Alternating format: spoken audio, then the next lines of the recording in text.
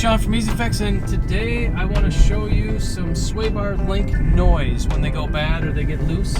Hopefully this video will help you diagnose what you have going on in your car, and you can match up the noise and see if that's the problem you're having. Sway bar links are usually on any passenger car vehicle. They are part of the suspensions in the front and the rear. They link the suspension to the car body, and when they work, they keep the vehicle stable on the road at all speeds, high, low, driving straight, especially around corners and especially when hitting bumps. So they're vital to the car's system.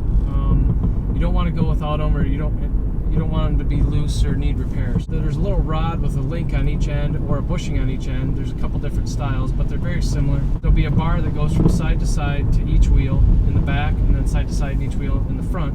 And then there'll be a bushing that holds the bar to the body. You can hear the noise right there in that bump.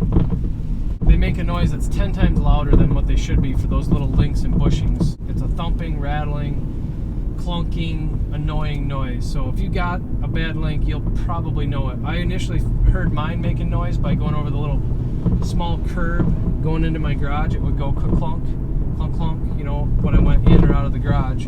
And then it progressed to what you're hearing now. This is my Subaru Outback, and there's a bad link right in that right rear. So you definitely want to repair them. If they all of a sudden go silent, typically that means the link is broken. So that doesn't mean your system magically fixed itself. That means the sway bar link is broken, and now your vehicle is going to have instability issues. And I've even seen a broken sway bar.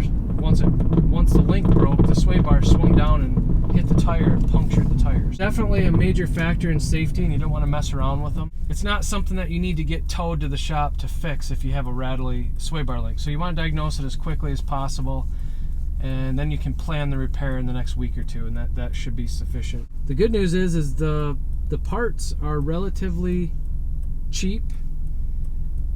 As far as suspension repairs go, it's one of the cheapest repairs you'll probably ever have. And the bushings are also cheap, and all that stuff's readily available, so you should be able to grab it at parts stores just about anywhere, depending on your vehicle, year, model, make.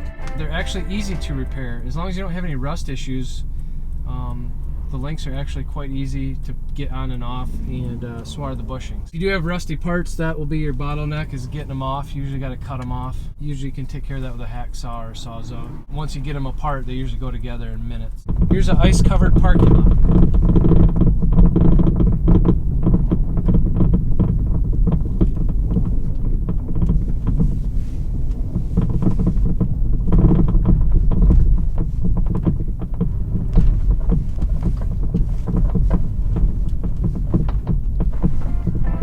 So I hope that helped you identify the noise in your car and diagnose your car. If you need to do any replacement of bushings or links, I have videos on that also, so please check out my channel and subscribe, and hopefully I'll see you guys in the next one.